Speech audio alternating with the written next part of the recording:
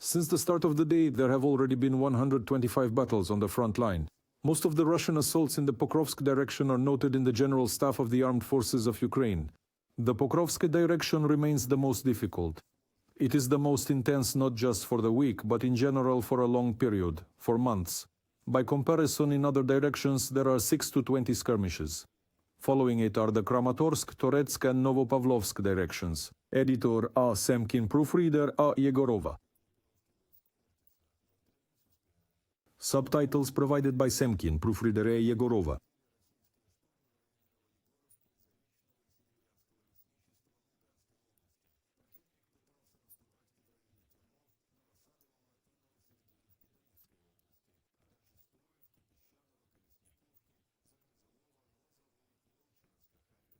On the Kharkiv front, the occupiers have been unsuccessfully trying to capture the heights for many months, particularly near the village of Liptsi, the military say. We clearly understand the goals of the Russians, understand the possible paths, and are doing everything to push back the occupiers.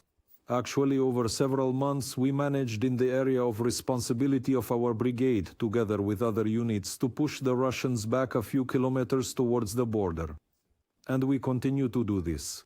Vladimir Dektyarev, representative of the Ukrainian National Guard Brigade, Kharitya, in an interview with Suspilne. On the Toretsk front, tank operators from the 28th Mechanized Brigade eliminated a Russian assault group.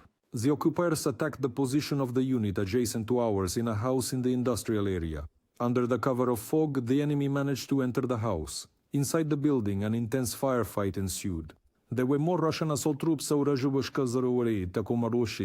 so our comrades needed help.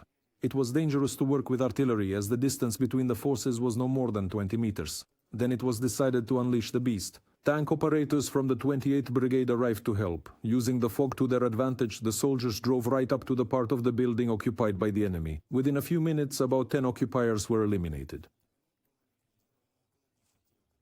From a report by the communication unit of the 28th Separate Mechanized Brigade, the manpower, equipment and ammunition of the occupiers are being depleted, and Russia cannot effectively and quickly replenish them, experts say. The enemy no longer has large strategic reserves, especially not of regular army.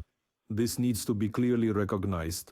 As we noted, 818,000 Russian military personnel, killed and wounded Russians. This is more than the army that was advancing at the beginning of the war with Russia. So at the moment, mainly contract soldiers are fighting, precisely those who were previously recruited through mobilization, then switched to contracts, mercenaries that they are trying to pull together from different sides, meaning resources.